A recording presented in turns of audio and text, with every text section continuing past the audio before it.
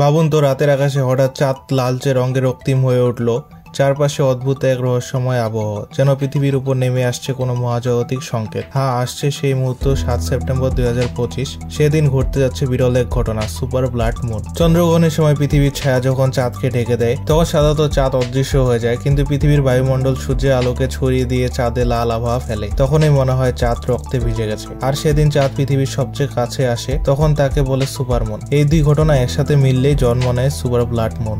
ইতিহাসে এই দৃশ্যকে ঘিরে কত রহস্য, কত কুসংস্কার। কেউ এটাকে অশুভ সংকেত বলেছে, কেউ আবার ঈশ্বরের সতর্কবার্তা।